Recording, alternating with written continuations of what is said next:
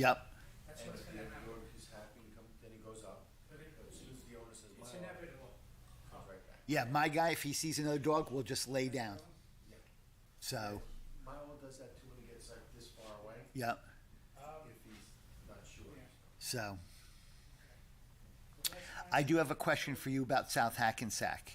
So that property on Grove, is there a relative that's on your zoning and planning board? There's nobody that will speak against it. You know what I mean? Well, yeah.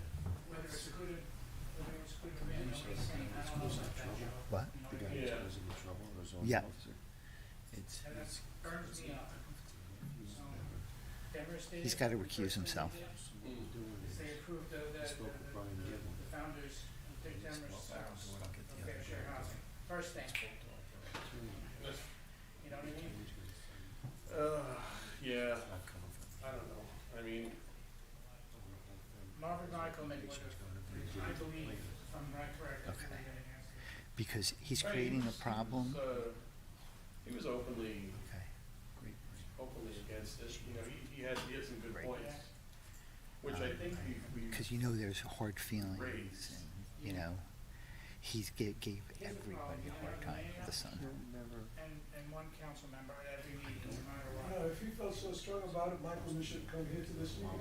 You can't say you should, because it's a personal thing. He should, You no, can't it's say- not personal. He's But been Sam, there for just keep 16 in mind, years. He should show just up. keep in mind when it's a zoning board, even if it's a combined Yeah, no, board, I if get it's it. a zoning He's giving them a related hard matter, time, and- your mayor and your council member have to recuse themselves from the board.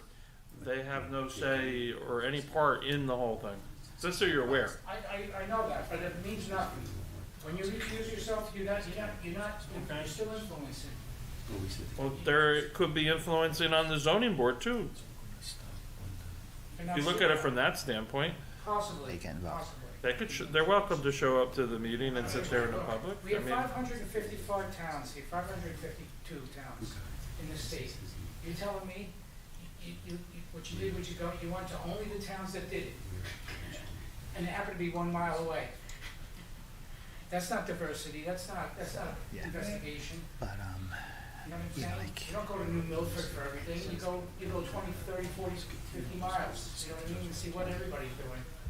And guess what? That's why I was good at my job, because I used to go to every town in the state, and I knew what every town was doing. And I would tell them, I says, oh yeah, Morristown does this because I did it for a living. yeah. But to me, this is, do some due. let's use the word ignorance.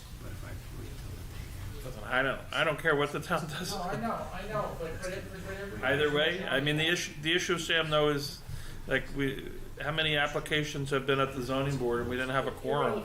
Irrelevant, because today's. Yeah. It wouldn't be irrelevant if you were the guy that showed up and spent Time thousands of because dollars on our families to sit there and do nothing. As much money as we got them. The soup of the day comments, they're canned comments. All right. You know what I mean? I've heard that. It's all, listen, again, I don't care either way, I'm so just saying, but it's a shame. we're good. It's a shame. A year ago, they decided this, not now. 1 year ago. So there was it was biased. Yeah. See what they have to say. Yeah. Okay. I'm sorry about it, believe me. His daughter wants it. He wasn't too much trouble for the police chief. Yeah. I can't fire a guy who's My feeling is that I want more people involved in the town. Those days I are want less over. people. Well, those days are over. There's no opposition. after they kind of go. We haven't had any wins here since 2009. No, I'm not allowed to be. As a realtor, it's a huge conflict of interest. For the- Fair share. So, because I sold 445, Stop six and says, "Can you come and there's a good chance I could end up as the Why realtor that on one? any of the projects. Although it costs us $81,000. We're building a project. If they lost a half a Can you go to million. the number one realtor in the town? Walgreens was the biggest thing that the residents did here. You know, for the town. And everybody, a lot of the people just passed away. So the people who would have opposed it are gone. Yeah. Oh, I got a comment Just today, I negligible. forgot, I gotta write it down. Yeah, but we don't mean shit, it's all the schools. The play, Yeah. I couldn't get a parking spot.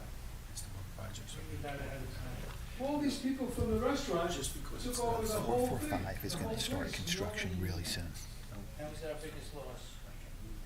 Yeah, 25. And you know what, because it was so cold, there was only a handful of people there at night. What were you saying? If everybody would have come to go there, where were these people going to park? Because during the application, they changed it, where they didn't have to worry about parking anymore. It used to be you had to supply. Great. uh, Great. So they're allowing, are they allowing the people that Yeah, park of the course cars, it is. what do they call You know, them? it's never easy, and To park right there at that lot? The Walgreens lot? Yeah, part of it's it. the perfect place You're to allowing them to drive just the as car long as they there? get to put the right Not retail valet, there. no, that's Valet? a public lot. Really? There's some. So who's Professional. parking there? Just Because people just go to the restaurant and park there. You can Yeah. always convert it all. But during it, I remember Marvin Michaelman announced that we can no longer consider the parking, and that was a big letdown. And then we had. In that COVID. range, maybe. We had I mean, the COVID. house on the corner of Fletcher and Pyle Street just came on for 1.1. That stifled people from COVID street. screwed up the life in America. The Chinese did a good job on this. But they can. That was, That's the killer. You don't Inflation understand. and everything else, all the problems that we have. are I am selling houses too. anyway, what I, 5%. So here's the difference. I walked here, right? You know, when we were working, when we started working, I say when we, our generation, we went to go work at a company, and you know, you got your 4% raise and maybe a little bonus, and today these kids are all working in tech companies, and they couldn't give a shit about their salaries. It's the stock options they're getting. Well, You know, I had a couple in Glen Rock who was buying a I'm not a patron of that place. I can't afford to $1.5 do million that. house. And they're saying, oh, well, we're going to put down, you know, 400,000. We don't want to take a mortgage bigger than $1 million. I said, well, I need proof of funds. You know, you got to show me proof of funds that you have the down payment. They sent me both the husband and the wife their stock options. He worked for Salesforce. She worked for Google. He spent $12 million in stock options. That's the difference between this generation and our generation. And they're not the only ones that I've seen that way. It's nuts. Whoa, whoa, fuck. I didn't realize you guys had their hand. Sorry, Jim. What's going on, Ted? How are you? Good. Roger. Dave, how are you? Good. What's going on, Laura? Tom, how are you? John? Hi. What's going on? Good. Another day in paradise. Hey,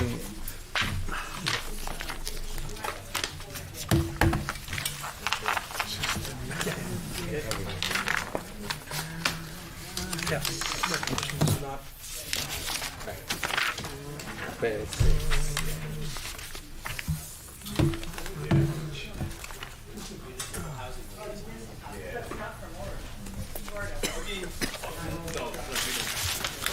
That's what I'm at.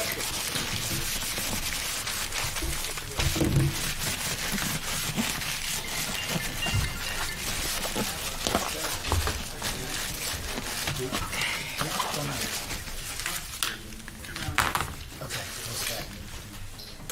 All right, bye.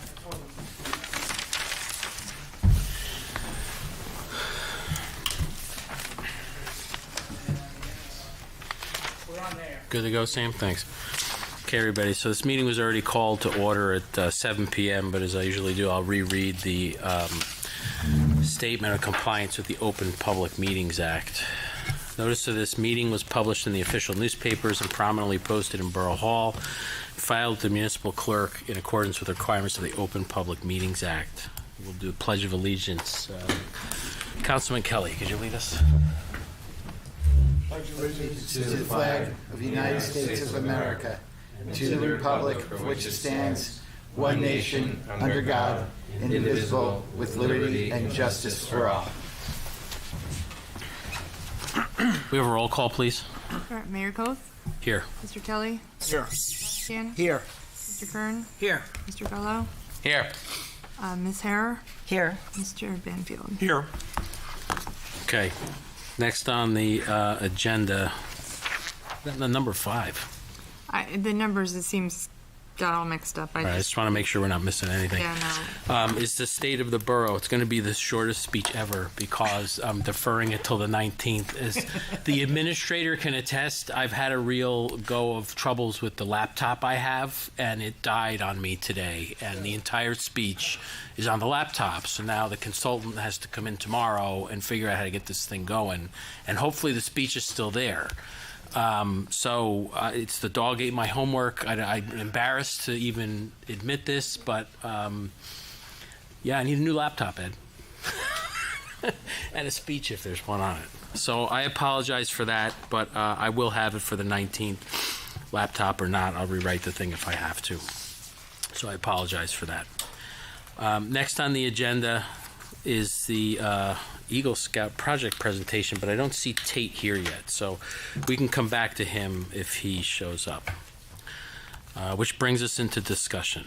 We have a discussion. First item is the Lions Club waiver request for the pancake breakfast fees. Who's got that? So submitted, this is an annual request. I attached last year's resolution as a sample. So you can see the language, it's $75. They're looking for a waiver for this year as well for their event. So if agreed tonight, it's part of your consent agenda so that it's taken care of. Okay. Anybody have any issues? No issue. No issue. So we'll prepare a resolution for the next meeting to waive the fee? It's actually Or it's on here? included in your, Okay. you had, Perfect. yeah. Great. Next up is joint land use board discussion. So I had made comment last meeting that the last thing we needed to really discuss about this, absent any dialogue amongst us, was really the dollars and cents of this. And the fact is the dollars and cents, number one, aren't the reason that we would or wouldn't do this. And they're somewhat negligible, right, in terms of a wash. Yes, you have 2 boards, you go to 1, but if the board meets twice a month instead of once a month, you still have the professionals out as if they were 2 separate boards in terms of the frequency. So I would say the cost savings of going from 2 to 1 board is, I would phrase it as de minimis. We'll probably realize some cost savings, but I don't think it's anything significant that is we can claim a victory on.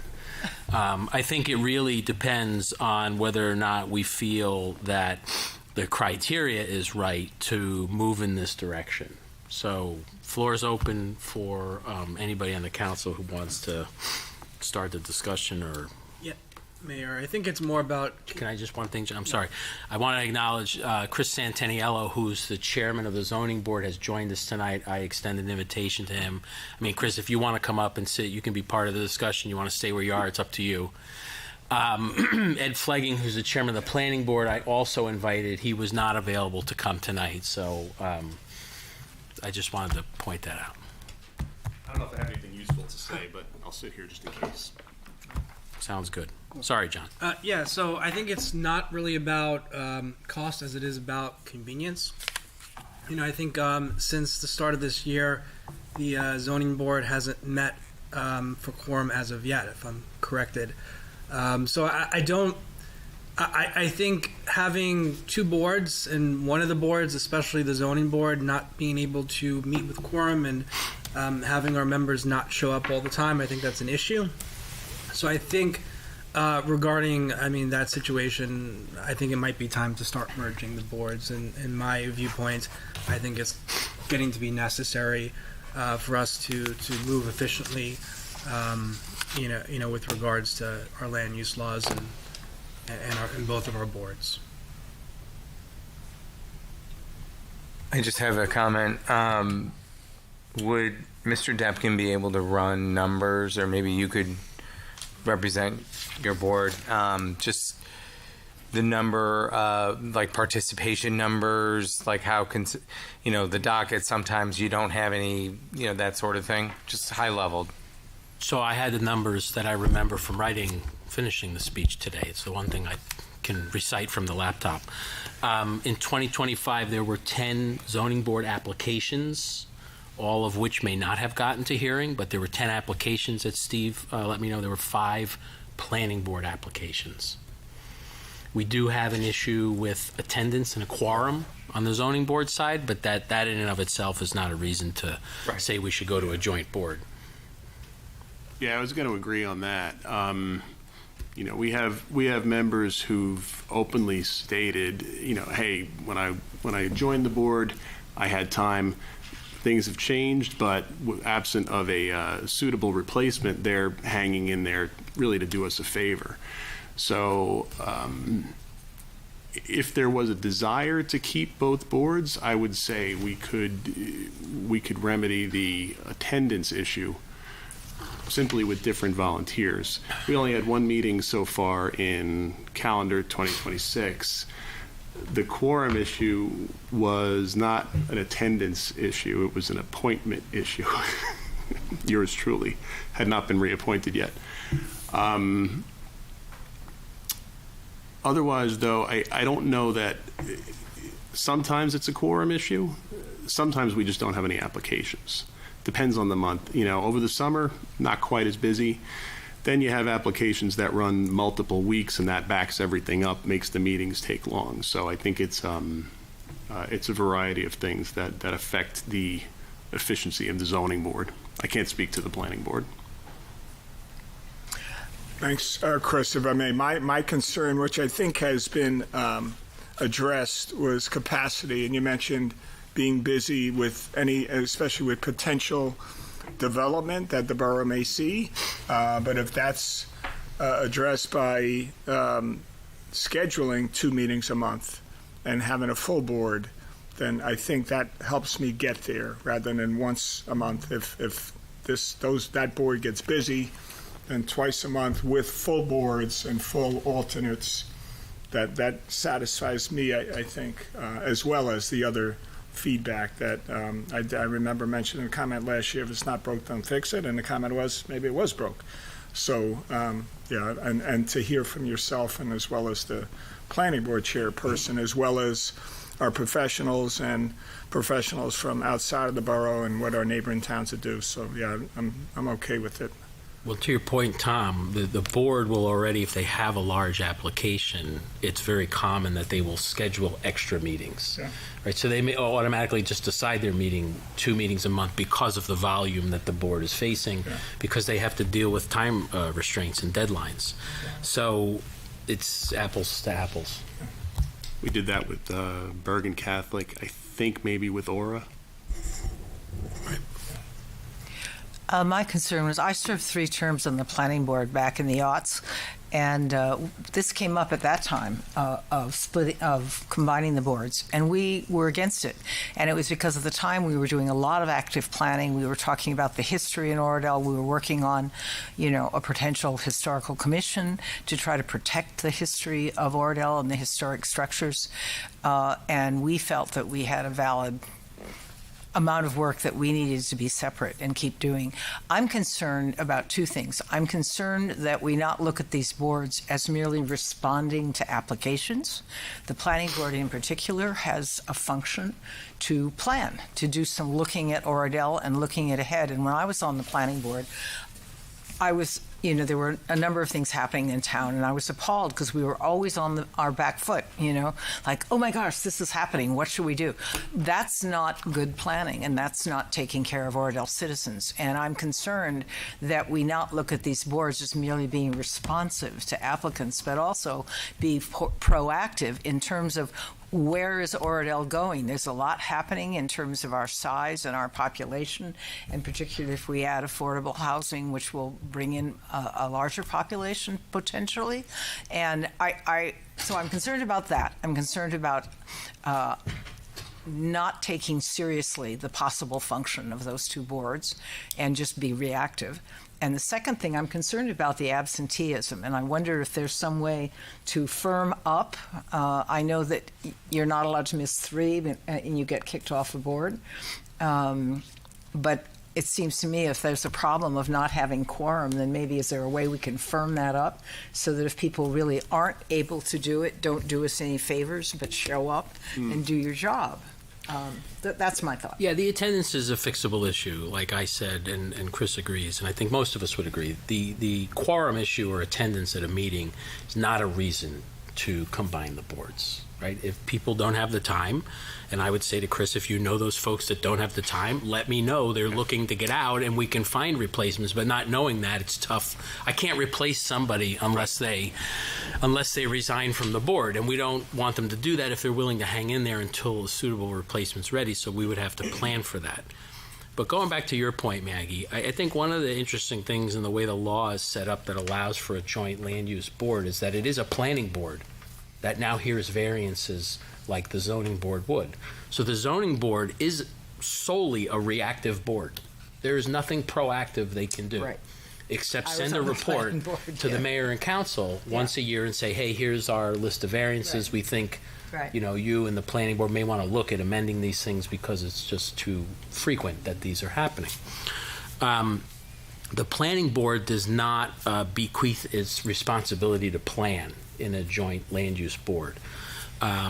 The one unique thing about the joint board is the 2 members of the governing body that are on it have to recuse themselves, not recuse, but they can't sit on the D variance applications, which is what most people come before the zoning board for.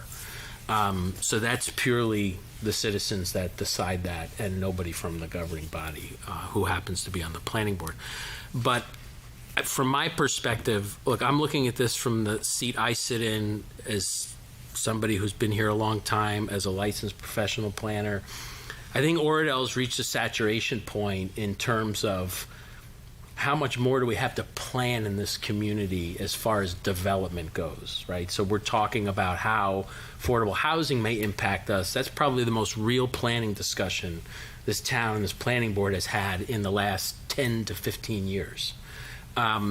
There's absolutely plans that are planning documents that need to be kept up because the statutes require it, like the master plan, like different appendices, the housing, the fair share housing element plan. The planning board can also take a look. There's appendices for recreational elements. We may want to look at a different master plan for the park system in town. So I think that, in my perspective, what a joint board does is it takes the strengths of both boards and merges them into one, which makes it a more experienced board, right? Because you have people that have come from the planning side, you have people that have come from the more quasi-judicial side. And I think those qualities actually can very nicely rub off on one another in terms of taking the board members and sort of elevating their stature and their knowledge base to another level, which would better serve the residents. I mean, that's just my opinion. Yeah, no, and I credit what you're saying. I just, even though we're almost fully developed, it doesn't mean we stop planning. Because part of planning is, what about knockdowns? What about pressure to build a larger school? Things like that.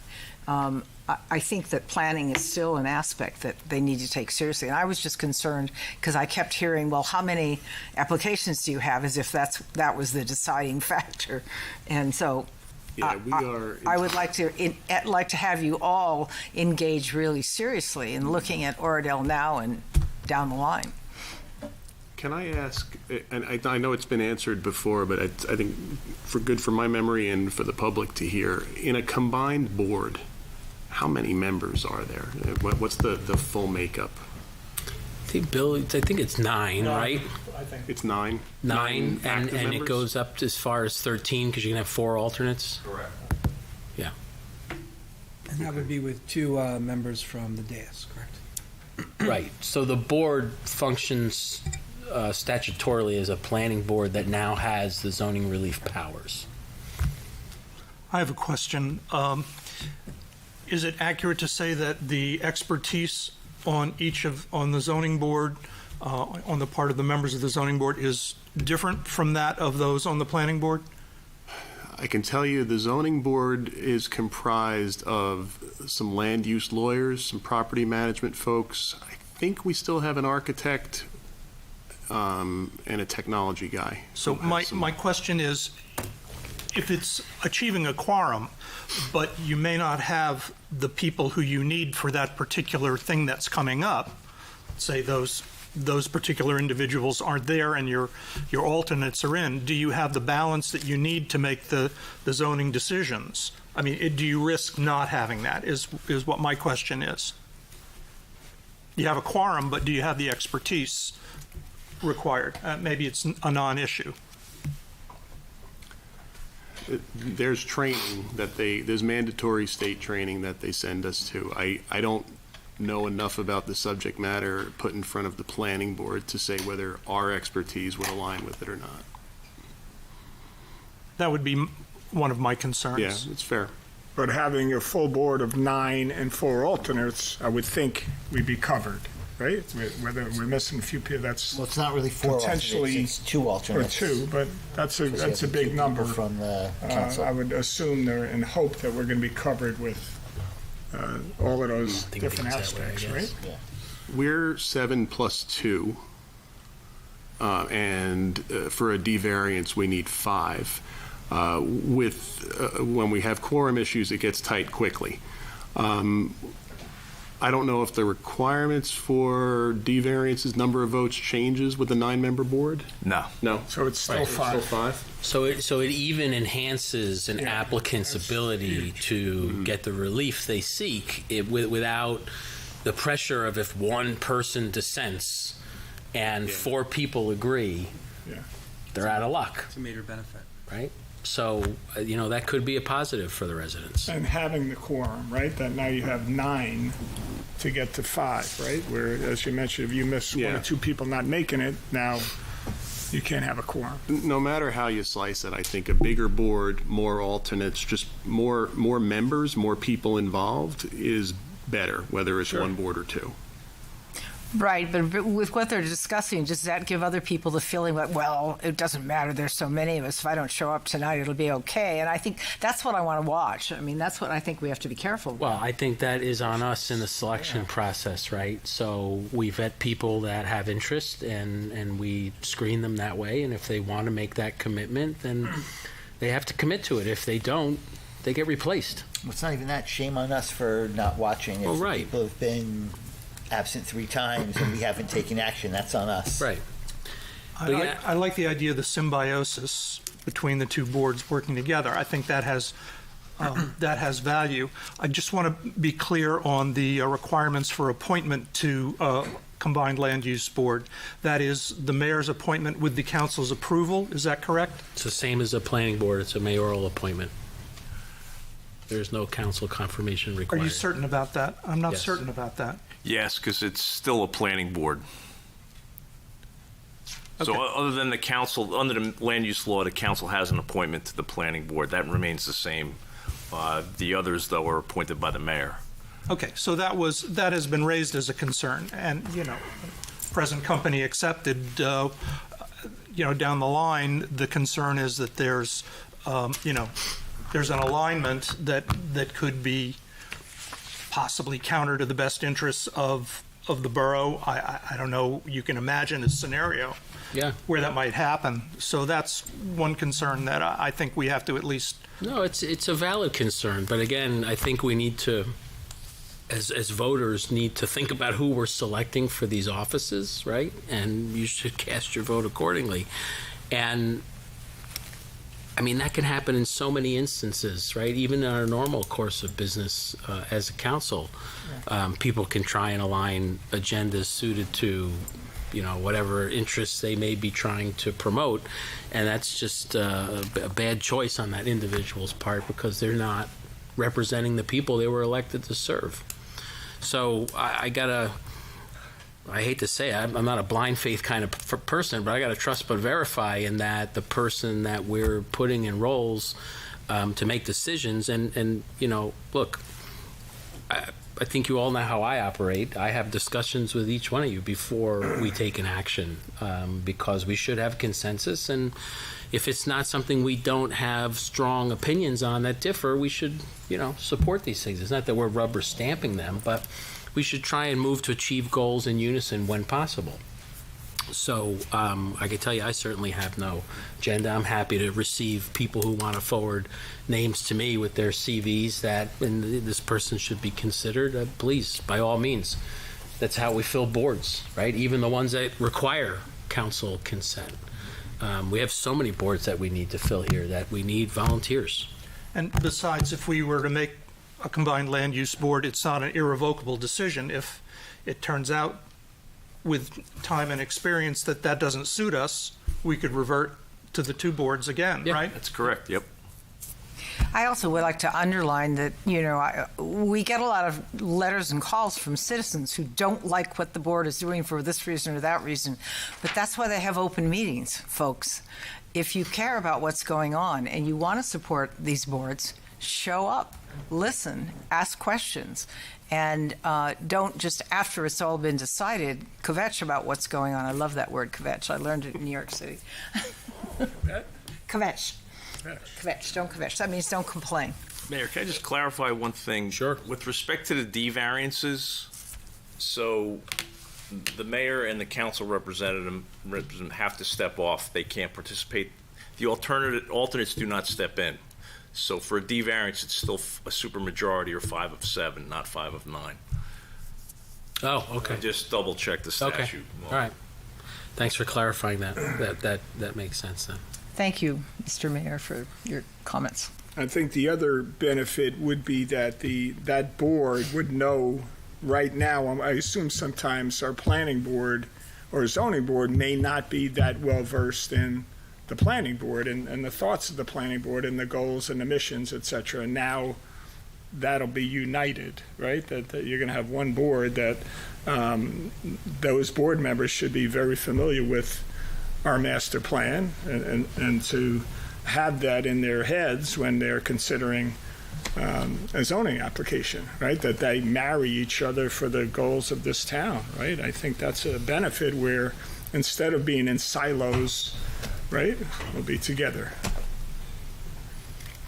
Yeah, I would think some cross-pollination of knowledge between those two functions would be valuable. And to Councilwoman Harris' point, that now these boards know what our planning board, what the master plan, what our residents said we want to go, and that's rather than potentially in my silo in the zoning board, I may not have that in-depth knowledge.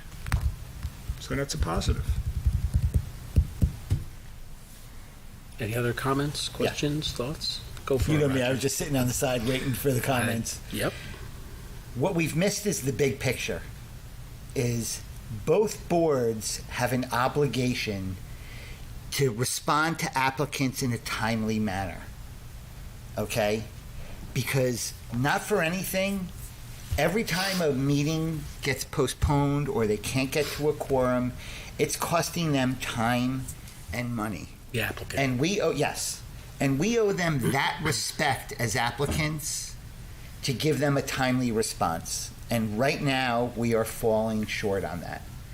And, and if we believe that combining to one will help solve that problem, then that's something we need to do, because we're here to serve the applicants, the residents, and one of those responsibilities is doing it in a timely fashion. And we're not doing that today, period.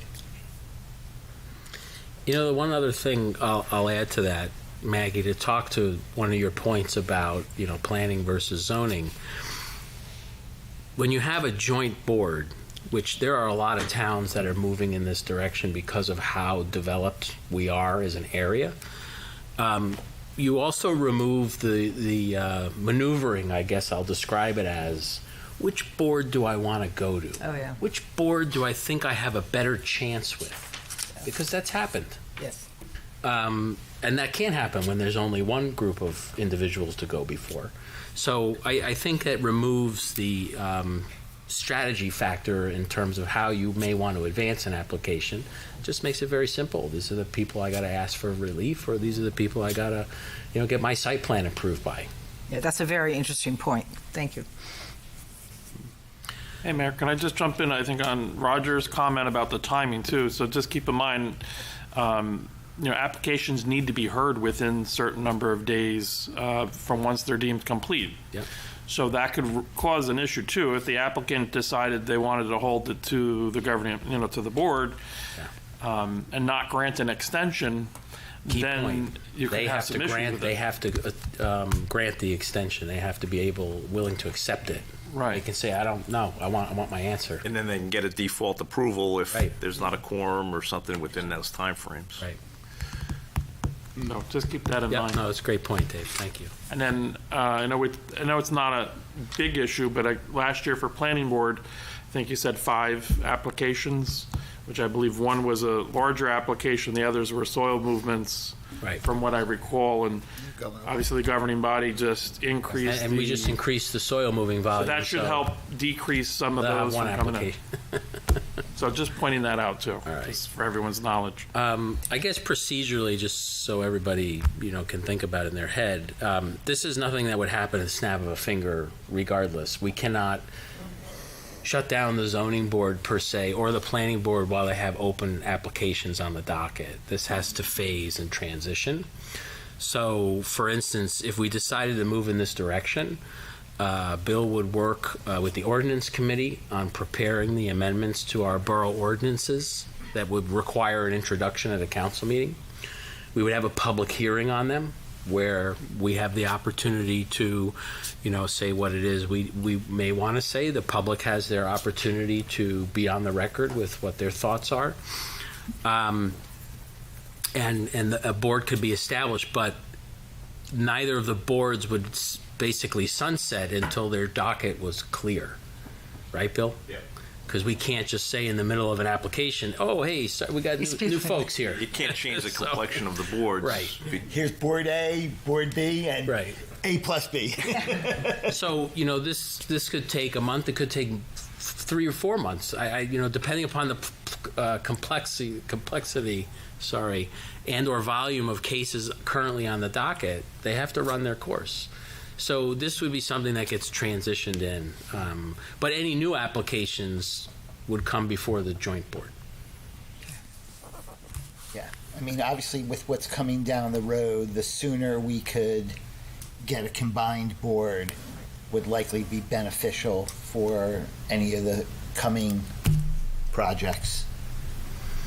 So I guess if we want to do a straw poll of who would be supportive of going through the process of preparing ordinances for introduction to undertake this, we want to signify, at least, I don't want to move ahead if we don't at least have a majority or, the council's support. So who would want to move ahead and who wouldn't? I would say I would like to move ahead. I also. Same here, yes. Yep. Willing to move ahead. Okay. I would too. Okay. All right. Good enough of a Bill, straw poll. So work with John. And if it's the pleasure of the governing body, I can work on the draft ordinances, get them to the ordinance committee, and take it from there. Absolutely. Okay. It'll be your pleasure. There's going to be multiple ordinances just Right. because it's not just establishing it, but everywhere in our land use code there's reference to the zoning board. We have to change. So not that Right. it's a big deal, but it is time consuming. It's tedious to go through everything. So we can shoot for April or May before it gets to us in general with the. I think I could probably have it in March, but Okay. Yeah, and just from my perspective, as far as the complexion of the board, I would look to both boards and speak to them and say who wants to continue in your capacity on the joint board. Yeah. And hopefully that joint board becomes the folks that are on both boards, and it's a smaller group, and the folks that may not have the time to commit can bail out. But the goal is really not to replace anybody. Hopefully it's just to take the people we have on both boards and put them together. Yeah. And you'll see the attendance record. That should be the first weed out. Yeah. Okay. All right. Thank you for Thank coming you, in. everybody. Thank you. Chris. Next for discussion, we have council meeting start time. Roger? Well, that was my request. Be the first to admit. We used to start our meetings at 7 o'clock. Then we pushed it to 7:30 because we had people that worked in the city. I've kind of asked the question around, and we don't have people that work in the city anymore, so my request is that we go back to the 7 o'clock start time. Well, I would like to say that, I mean, I would love to start 7 o'clock, but I do think, like, pretty much within the last year, we must have had 15 maybe closed sessions within that time. So we do need a lot of extra time to have a closed session before meeting. Otherwise, we'll be spending on a closed session after the meeting. But those are going to be going away pretty soon. You know, and we can't do this right now because, you know, meetings are advertised and there's constraints, but we have a March 15th deadline for fair share. So a lot of these things are going to be resolved. So I think the closed sessions are going to be fewer and farther between. I understand that. So, and we couldn't execute, by the way, you know, until March 15th at least. So then if we did have a closed session after March 15th, that would be at 6:30 presumably? probably 6:30. Yeah. Yeah, I think it's best to have the closed sessions on the front side of the meeting. People get cranky on the Concur. back side. Cranky. Yeah, 7 p.m. He's 7 lovely, p.m. Council. Okay, I'm a fan, anybody else have any thoughts? I'd be in favor of that. I'm in I'm favor. early to bed, early to rise. Fine with me. Okay. That was easy. I'll get you a button, Roger, from Staples. Mayor, just for clarification, I just would re-advertise the council meetings. Should we go with the meetings starting in April with the new time frame at 7 o'clock? Or Well, let me say this. Maybe we can target a potential transition meeting, the second meeting of March. I want to see what happens with filing what we need to for fair share by the 15th. There may be litigation after that. Yeah. If there is, that will continue the need for closed sessions. So let's see how that keep it plays fluid. out. So we're all supportive of advancing the clock up a half an hour, but let's see when the best time to pick that is. Perfect. Okay. Very fair. All right. So next on for discussion, Ted, you want to do this or you want me to go through it? Okay. So in the past, the Little League has undertaken what I'll call capital maintenance on various fields throughout the borough and paid for out of their budget for that work to take place. Last year, the year before, with purchasing regulations, that became a problem. I think it's been a problem for longer than last year or the year before. And it's a problem from a couple angles. One, they would need our permission to do it anyway, and nobody ever asked. Two, even though somebody else may be paying for it, we're still required to follow the purchasing guidelines set forth by the state. That may entail using prevailing wage labor. There's certain forms that have to be filled out. Just because 501c3 not-for-profit is funding this doesn't mean we get to shortcut that process. It's still our facility. And then there was always a challenge with making sure we had insurance on hand from the vendor and the Little League and what have you. God forbid something happened. So Ted and I met with the new leadership of the Little League, and we said, hey, guys, look, you know, honestly, I'll share my perspective. I don't know why we're leaning on the Little League to conduct this activity and pay for it anyway. I think it's what makes in part, what makes their fees very high. And I had sticker shock last year when I signed both kids up, but I get it. It's not like they're going on a cruise to Hawaii on Little League fees, right? They're paying for all these things, which honestly used to be at a point the borough's responsibility. So that's a different discussion that we'll have at another time. And that was one of the things I was hoping to accomplish through the ballot question about the Municipal Open Space Trust Fund, which I don't think we educated properly and had a positive campaign to make people understand, educate them on it, have them understand how that could benefit the kids in town.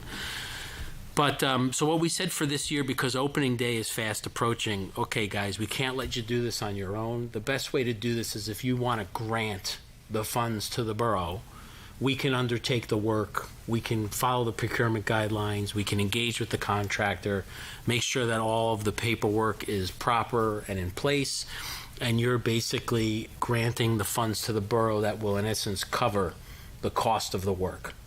So that would entail, Bill, like an MOU between us and the Little League, laying out that scope of work, what their expectations are, what the grant funding is for, how it's to be used, the deadline, and so forth. And we would need to get that firmed up pretty quickly. I think I got the final scope this afternoon from the Little League on that. I can share that with you. But we just wanted to talk about that process, that it required some corrective steering, and what the proposed remedy was. And we just wanted to make sure everybody was okay with that. I think it's wonderful. I think it's a great idea because it resolves the how of doing it and doing it correctly. Little League is only the boys? No, it's girls softball. Includes the as well. girls now? Yep. Okay. T-ball, baseball, which is, boys and girls can play baseball. Yeah. It's not just a baseball versus softball thing anymore. Yeah. But it does include the girls softball as well. Okay. And not football, Yes. soccer? No. No, that's not an issue. They don't do strictly the baseball fields. Okay. This would not have the effect of reducing the fees, though, I take it. No, I don't think they pay. None of the programs remit fees except for DPAC, I think. Is that accurate, Ted? Yeah. And that's something we'll talk about in the future. I think his question was the participation fees. Right. So for this year, no, it would not. That was something I raised in our discussion when we spoke, and Little League thought they may want to diversify their programming to do more traveling and have more competition, or invest more in player development, which would require expending money for coaches and other clinics to come in and work with the kids. Because that's something Ted and I expressed, is that part of growing up is learning how to do things. And it's not about, we don't have the next Yankee team coming from Oradell over to the Bronx, and that kids should be able to have this opportunity to develop their talents. Some kids have greater talents than others, but in the end, there are varied levels of play between travel, which is more competitive, and recreation, which is more for fun. But we shared our thoughts that it would be great if Little League could focus more heavily on the developmental side of learning baseball, playing baseball, and helping these kids grow in that sport. And they were supportive of that discussion. I believe they're already looking to do those kinds of things. So that may leave their fees where they are, or it may let them reduce them slightly. I'm not sure. It's a discussion to be had as time goes on. Yeah, I would really like to entertain that discussion too, because I know when my daughter was going through it here in Oradell, there were often issues about, people wanted their kids to be stars, and I understand that motivation. I mean, I'm a jock. I grew up playing every sport, and I understand the desire to achieve, except the real problem is that for a lot of kids, they don't come into their athletic prowess until junior high or even high school. And I think it's sad that, by fourth, fifth, or sixth grade, they think they're losers because they haven't yet attained either their height or their strength or whatever they need. So I would also really love to put a push on, giving everybody the chance to develop. Yeah. There were certain coaches who did that really well, and there were others who only wanted the stars. And I think we need to change that in Oradell. We have a lot of wonderful kids, and they all need to feel that what they do is important, even if they're not strength-wise and height-wise and whatever at star level until they get older. Right, and then they were the new leadership of Oradell Little League was very, very receptive to that discussion. So I have great hopes going forward that they're going to do excellent things with the Little League. Anything else to add to that, Ted? Dave, just about the fees, it's not so much the fees would go down per se. It's some of that freed up money could allow for, like as Jim mentioned, player development. We are in an age where, yes, Maggie, you are correct. You want your child to go on that travel team because they get to go to, Cooperstown. they're not, that's not their aspiration, but they want to be more inclusive to a broader group that might not be that travel team necessarily, but give them opportunities to do something that is like Cooperstown like. So it's player development plus those opportunities. Got it. Yeah. Okay. Last request is, could you send the plan, I don't know if it's do you have the plan of what they want to do? Yeah. Could you send that Initial. to the council, We if you will. wouldn't mind? Yep. Thank you. We just had to finalize a couple things. Yep. Okay. Perfect. Okay, next on the agenda is old business. Do you have any old business to come before the council? I have two items. I just wanted to check and see if we had followed through it all. The car show waiver, was that ever resolved? Paperwork-wise, no. We need to introduce an ordinance that will, so I spoke with the River Edge mayor who advised that their council waived the fees from River Edge that were assessed to the car show. Going forward, that may be a different story, but at least for last year, that's the action they took. I would recommend that we do the same, but we have the upfront conversation with the cultural committee, who is the applicant for the permit, that there are fees associated with it. And if they have to raise their fees to cover the expense of the borough, this isn't a borough program, it's actually a River Edge program. And I'm not trying to say that we're on different sides of a imaginary divide, but we shouldn't be incurring expenses for programs that we're not running. Right, so I think proactively, our recreation director and the chief will communicate what that is up front that's required, and if they don't want to go with it, then they're not going to be able to have it. So they paid the fee for that, for this past year, and at least they'll know going forward to expect that if they want to continue to have it. So they didn't pay any fee as of yet. Okay. My recommendation is that we follow suit with what the River Edge Council did and waive the fee for 2025. Right? Okay. Because there's a bill out right now from the police department to the cultural center that needs to be voided. Good, good. I think we should move that forward. Yep. And my other question was, there was a suggestion that we have Veolia address a council meeting. I probably don't want to do that in the immediate future, but down the line, that's something I think, I'm sure people have a lot of questions about. There are a lot of questions about the water. My bill just doubled, by the way, literally doubled. I'm not sure why, because I didn't use any more water. Anyway, I just want to keep that on the back burner for us to have an opportunity for, the community to ask questions of them and, talk about whatever issues we may have. Yeah, I know Mr. Hines has reached out to them and asked. We can only ask. We can't force them to appear. So we'll ask again. Tell them we'll bring cookies. Thank you. Thank you, Dave. If there's no other old business, do we have anything for new business? Mayor, just old business, I guess, and I think it'll be a celebration, but I mentioned, and in their last report, when we reappointed the grant writer, just to get a summary of 2025, all the great grants that we received would be interesting. Yeah. Ed, can you send around Millennium's 2025 report of the grants that we received? What's pending and those types Just of things. email that to the council. And then also, at some point, I know we were working on public safety, the police activity report, and if that's a new iteration is potential in the offing. That's helpful. Can't hear shit. Okay. That's it. Any new business? Hearing none, I'll call for a motion to open the floor to public comment for non-agenda items only. So moved. Second. All in favor? Aye. Any opposed? Okay, each speaker shall have one turn, not exceed 5 minutes. Please identify yourself at the microphone. Good evening, Council Mayor. Good evening, Paul. Paul Atsunas from the beautiful Beverly Road.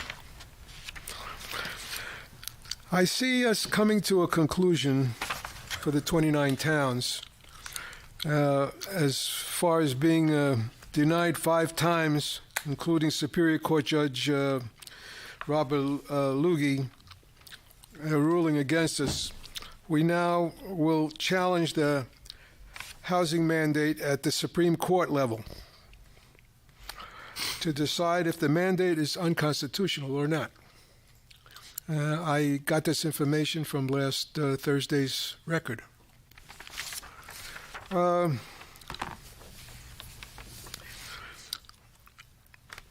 legislative representatives have not represented us when it came to affordable housing.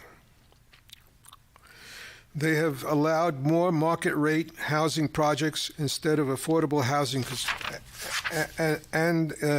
instead of affordable housing construction, created no difference between cities and small towns.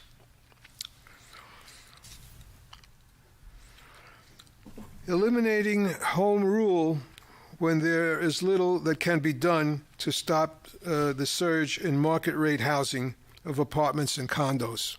This is what's going on. Developers increase the market rate to subsidize the affordable housing in their projects. So I would like to see Senator Joseph Laguna, Assemblywoman Lisa Swine, and Assemblyman Chris Tully be invited here to answer the questions and what they have done on affordable housing and what they will do.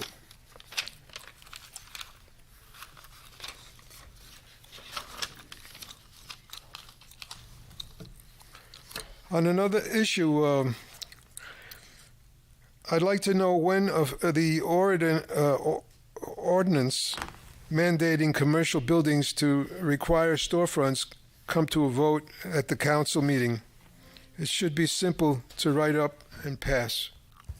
I know you have a lot of things on your agenda with affordable housing and the combining of the boards and stuff like that. There's a lot of stuff going on here in town. I know you're very busy, but I think that we could do that very simply. On the affordable, on the combining of the boards, the only thing that I don't want to see is the lessening of participants. I want to see more people still in the two boards. When they're combined into one, we should still have the same amount of people because we want more opinions. More opinions give us better decisions, I think. On another note, I'd like to know when we're going to open up the senior kitchen for a celebration to have a senior breakfast. I see that we passed it by because it's not ready for our pancake Valentine's celebration we thought we were going to do. So I still think we should do it this year and not have to wait a whole year to do that pancake breakfast. Just want to give you that opinion on me. And now, on another note, the gazebo at the clock on Kinderkamack Road, I sort of put it aside for about 3 years now. If you've been on the council for a while, you might have heard me speaking about the wiring at the gazebo. It's been many years that I've asked for the wiring to be fixed, and it's never been done. And I thought it would be very good to fix that so we could really celebrate and have a good what do you call it? Good type of lighting and celebrating the holidays there on that gazebo. And then the other thing is that there's still no answer from Mr. O'Connor on Viola about the forever chemicals in our drinking water. I hope that somebody could contact him. I couldn't contact him, and I've been waiting for an answer, so I think it's very important. Thank you so much. Thank you. Anyone else for public comment and non-agenda items? I'd just like to make a note. It's Joe Lagana, Lisa Swain, and Chris Tully. There were little mispronunciations I'm sure you didn't intend. I did say that. The three of them. Okay. thank you. If there's no others for public comment on non-agenda items, entertain a motion to close. So moved. We have a second. All in favor? Aye. Any opposed? Okay, I'll entertain a motion to open for agenda items only. So moved. Second. All in favor? Aye. Any opposed? Okay, thank you. Sam Tripsis, 327 Maple Avenue. On the subject of changing the starting time for the mayor and council meeting, I think you should leave it at 7:30. All meetings, whether it be committee, boards, or 7:30, it's ingrained in people's heads.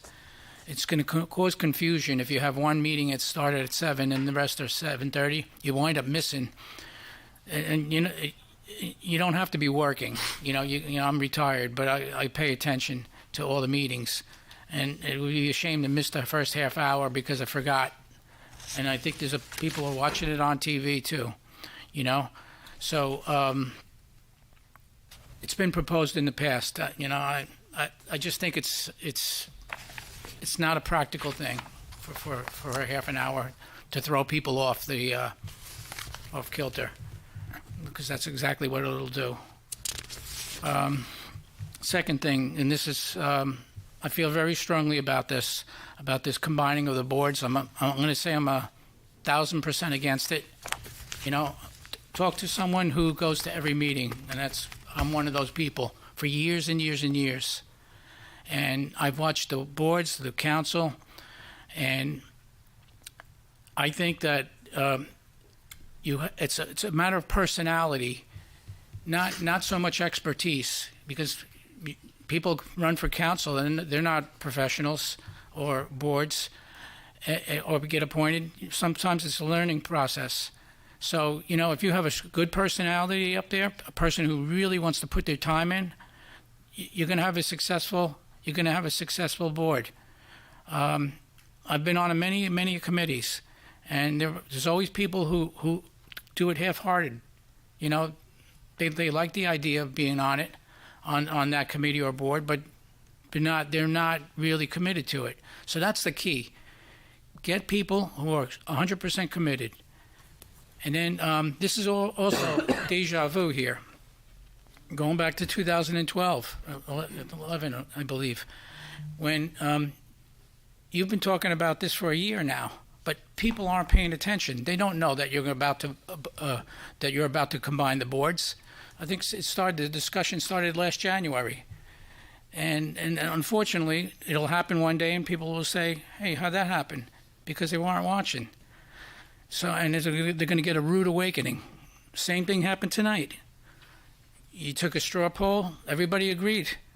It's going to the attorney to draft. That's about when people are going to find out. When that meeting comes up, when the ordinance comes, but we're a year into it, and then before you know it, boards combined. You know, I know, Mr. Coate, you know, you mentioned checks and balances, and it really is checks and balances. You know, and you have a council member sitting and the mayor sitting on the planning board, but not the zoning board. I think that's a good system. Zoning board doesn't have influence. There's no mayor or a council person on the zoning board. So, yes, you're going to recuse yourself, but you're still there. You know what I'm saying? So also, going backwards again, this room was filled when this subject came up, and the whole zoning board threatened to resign, and then the mayor and council backed off. But it took a long time for that to happen. So, once again, there's nobody here to speak against it.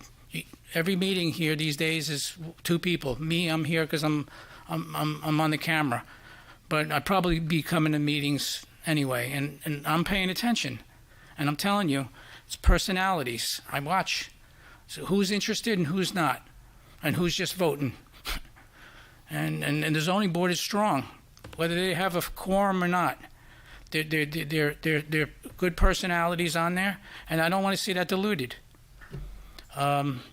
Also, the reasoning of having no applications, that's nonsense.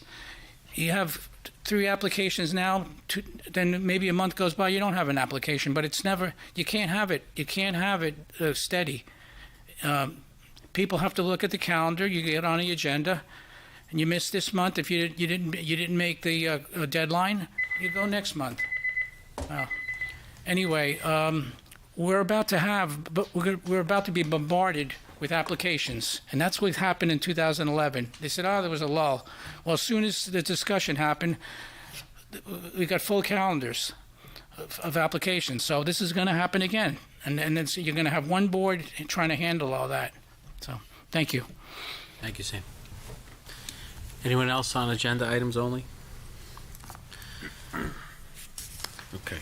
Next on the agenda is approval of the minutes for November 12th, 2025, December 16th, 2025, December 23rd, 2025, and December 29th, 2025. Anybody have any corrections, comments? Not, I'll entertain a motion to approve. So moved. Second. Could we have a roll call, please, Laura? Sure. Sorry, I didn't hear you. Are we voting on the resolutions? Actually, For the minutes. You and Dave won't vote on them. Right. You'll abstain because you were not present. Oh, in you're any voting of on the those minutes. Yeah. Thank you. I just didn't hear what you Okay. said. Sorry. Right, so, Mr. Kelly? Yes. Mr. Tashian? Yes. Mr. Kern? Yes. Mr. Gallo? Yes, but I have to abstain. I wasn't here on the 23rd. Right, I have that noted. Mrs. Harrer? Abstain. And Mr. Banfield? Abstain. okay, thank you. Next, we have correspondence. Can you read the correspondence into the record, please, Laura? Sure. It was a thank you note for condolences from the Emanuel family of the passing of former retired Chief Rainey Emanuel. Okay, thank you. So next, we have the consent agenda. Anybody like any resolutions pulled for separate discussion and or vote? I just have one quick question on Resolution 2666 on the bloodborne compliance program. It keeps talking about our employees, and our firemen are volunteer, but are they also legally considered employees because they should be under that? They're required to undergo annual bloodborne prevention training. Okay, every but year. are they, they're included, because in this it kept saying, so my question was, are they officially employees even if they're volunteers? Bill? Not in the traditional sense, because it is a volunteer thing. However, to some degree, they are under the direction and control of the borough. But they're technically not employees, such as entitled to health benefits or, pension, other than LoSAP and things like that. Right. I just want to be sure they're included in this, because firemen would be at risk of bloodborne diseases. They are. Yeah, they are. I take it every year. Yeah. Okay, good. Yeah. That's my question. Oh, yeah. Thank you. Mayor, Go ahead, John. I got a question on the amendments for the resolutions for special law enforcement. What were the amendments for these? So the amendments were that, and it's a good thing you're asking this question because I noticed we need to make a correction. It didn't have what the cap was in terms of the amount of hours they could work in a calendar year. So if they exceeded a certain threshold, while we're talking about employees, we own somebody as a full-time employee at that point if we go above 1,040 hours in a year. These say 1,040 hours, so we're supposed to be amended to add the cap. It should be 900. And I would ask that resolutions 26, 35, 36, and 37 all be amended to strike 1,040 and use the placeholder of 900 hours per year. That provides an adequate cushion, so if somebody does go over a little, we don't have a whoops and own somebody as a full-time employee. Can you just, Mayor, educate me on what a Class 1 officer is?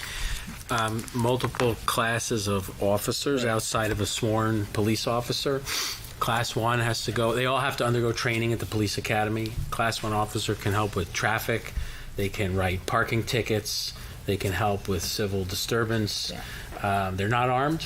The Class 2 officer is everything the Class 1 is, plus they're armed and they can make arrests. Class 3 is the officers that we place inside the schools. And to the best of my knowledge, we don't have a Class 4 yet.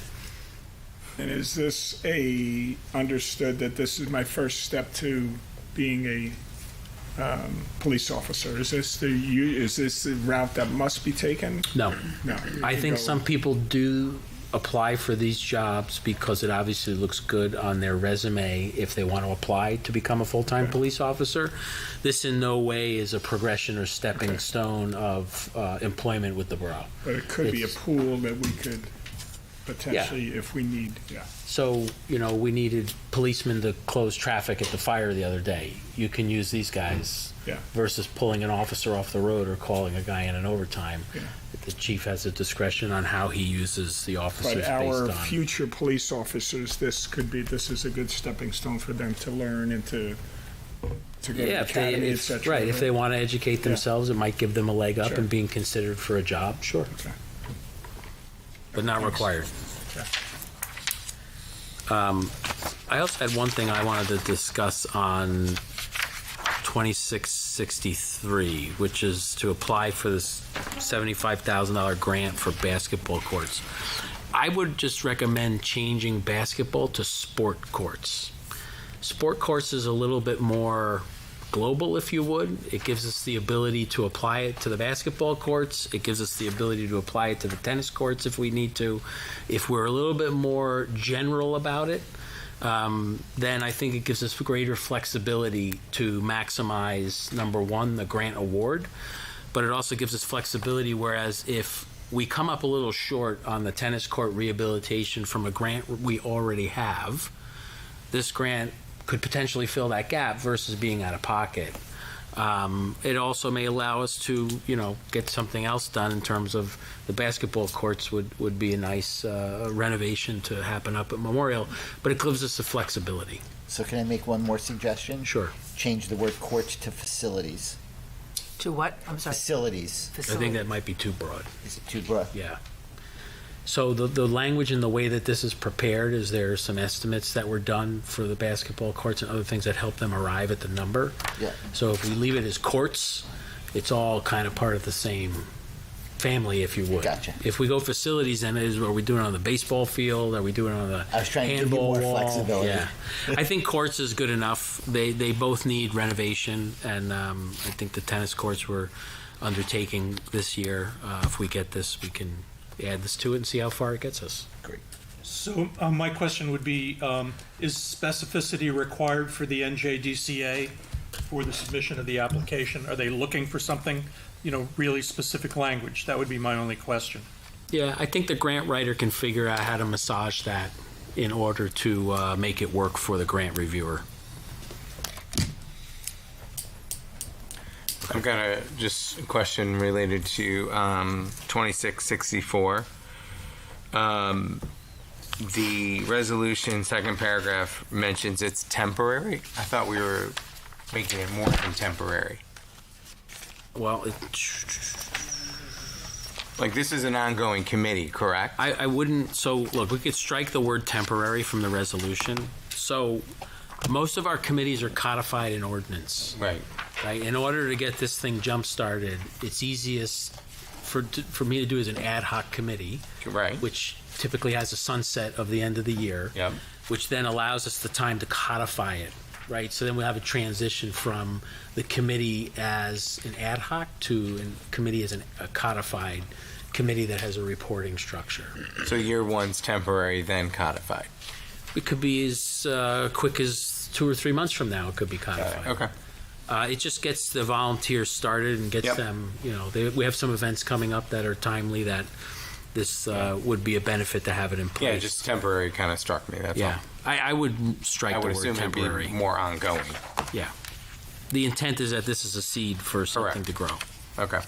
Thanks for bringing that up. Thanks. 2662 looks like just a slight typo. It's approval of permit fees, approval of waiver, I'm assuming, and 2665, just in reading that, that just seems like an absolutely massive benefit for our employees from an admin perspective. If employee assistance program, the scope of the assistance there, is that, anybody familiar with that? If it's $22 per employee times, say, $50,000, $1,000, and all of these benefits are available to our employees, then we should be shouting from the We need to have rooftops something that it's like, there. we're required to have something like this in place. Yeah, but Right. is this saying that this is available now, or for our employees that they can get counseling and We've had it for years. et cetera, Yep. that they can call up the county and someone's going to sit with Yep. them from, I mean, Yep. that's just a, Grief counselors will It's come just in, quite- they can do it over the phone. all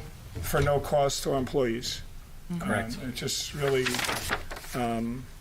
hospice care, addiction, conflicts, depression, anger. Yeah, I mean, this is just really quite a benefit, I think, for a really small cost that I assume all of our employees know about. It's there, and has anybody used that? I've never.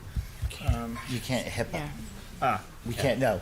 I know, but yeah, I mean, it wasn't on my radar at all. But this is really, from a benefit perspective, a massive benefit if it's no cost to our employees to have all of these professional services right at their fingertips from if it's Board of Health or whoever that may be, everybody's got their stuff, and if you tried to get a psychologist, they're $300 an hour or something, right? I think, Tom, what it is it's a resource for the employee to call the county, and the county is sort of like a clearinghouse to point you in the right direction to the professionals that would best complement you. So it's not that you're getting.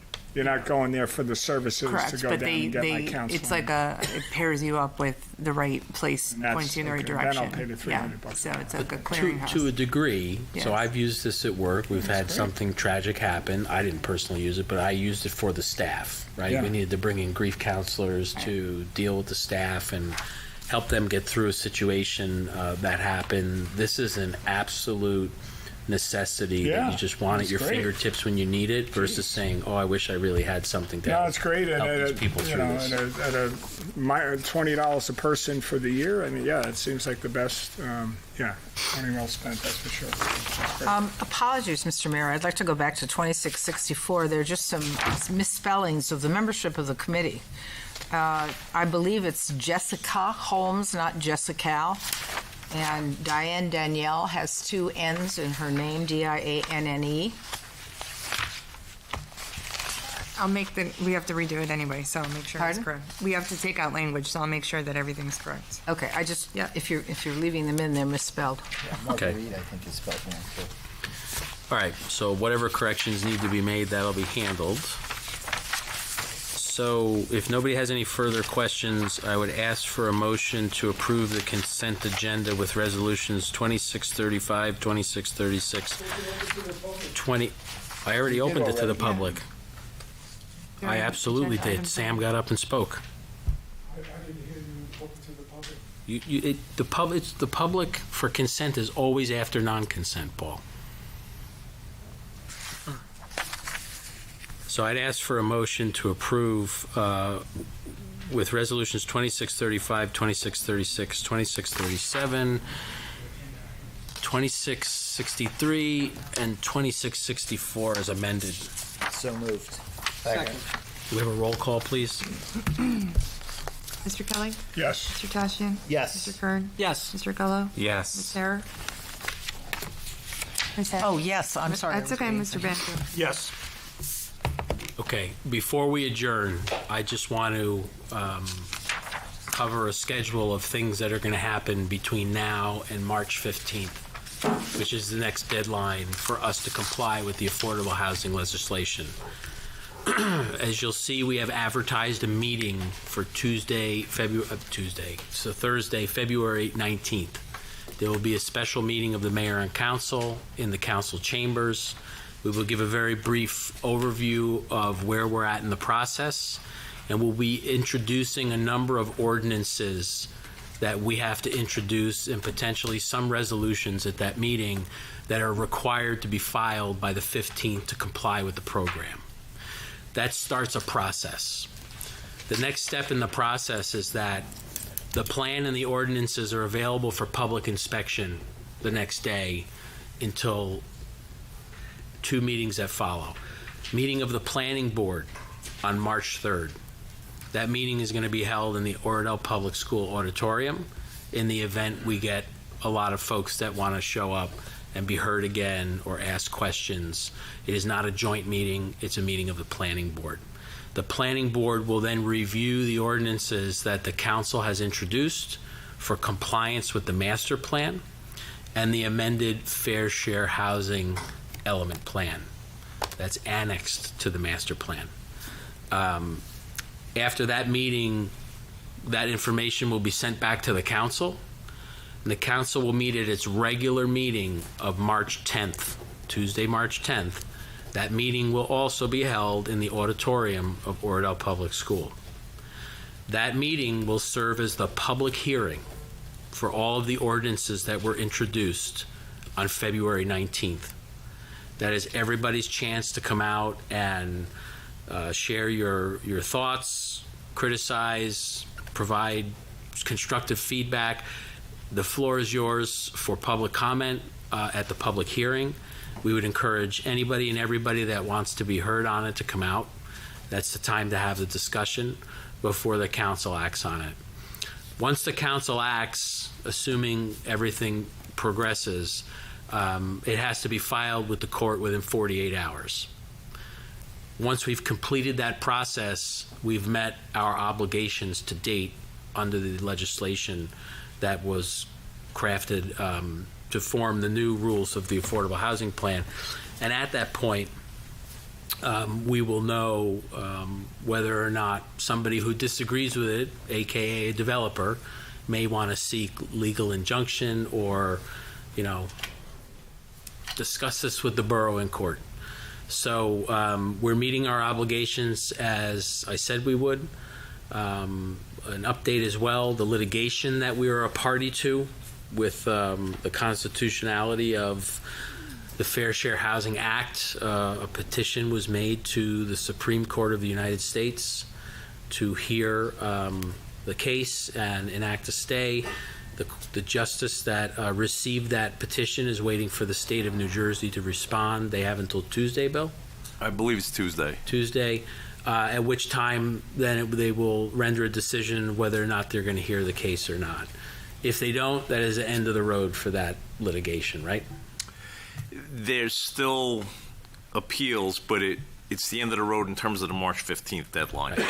Yeah. Right. Okay.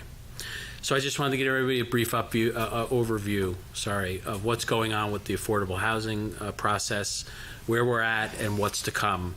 I know last time there was a lot of buzz in the town about we were having an emergency meeting. This is the same scenario, but it's a special meeting of the mayor and council for the purpose of introducing the ordinances and comply the notice requirements and the availability of the documents for the public to inspect. Anybody have any questions? We're all good, right? We've briefed by our council before. So I'll entertain a motion to adjourn. So moved. Second. All in favor? Aye. Any opposed? Thank you very much, everybody. Thanks, Joe.